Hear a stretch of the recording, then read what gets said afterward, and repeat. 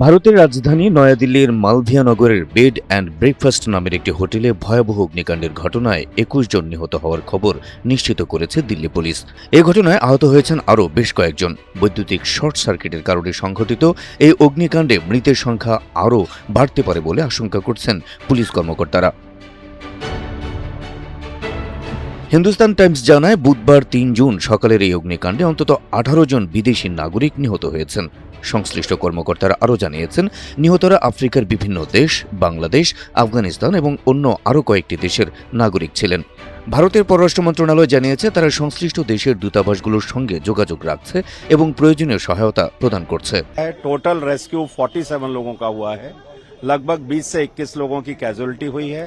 अभी 7 से 8 लोग क्रिटिकल हैं, कुछ मैक्स में हैं, कुछ 2-3 लोग ट्रॉमा सेंटर में हैं। তদন্ত কর্মকর্তারা জানায়, ফ্লারিশ স্টে বিএনবি নামের সেই হোটেলটির কোনো অগ্নি নিরাপত্তা ছাড়পত্র ছিল না।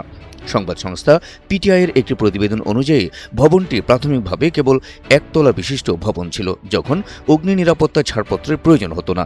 তবে এর ৬ থেকে ৭ বছর পর সংশ্লিষ্ট কর্তৃপক্ষকে না জানিয়েই আরও কয়েকটি তলা নির্মাণ করা হয়। এছাড়া কর্মকর্তারা জানিয়েছেন, সরকারি নীতিমালার অধীনে এই বিএনবি হোটেলটির মাত্র ৬টি রুমের অনুমতি ছিল, কিন্তু তারা ২৪টি রুম পরিচালনা করছিল। मैं और मेरा दोस्त जा रहे थे स्कूटी से, उस टाइम पे पूरी आग लग रही थी और हमने यहाँ पे रोक के देखा ना, तो वहाँ से बिल्डिंग से लोग कूद रहे थे। करीब 4-5 लोगों को हमने कूदते हुए देखा था, और शीशा तोड़ के वो भी। এ ঘটনায় পুলিশ ভারতীয় ন্যায় সংহিতা এর অবহেলাজনিত নরহত্যা এবং অন্যান্য প্রাসঙ্গিক ধারায় একটি এফআইআর দায়ের করেছে। এছাড়া পিটিআই জানিয়েছে, হোটেল কর্তৃপক্ষ এবং লাইসেন্সধারীর খোঁজ চালানো হচ্ছে। তদন্তকারীদের মতে, ভবনের মালিক হিসেবে লবকেশ বাজাজকে শনাক্ত করা হয়েছে এবং পর্যটন বিভাগের লাইসেন্সটি জয় মিশ্রের নামে ইস্যু করা হয়েছে।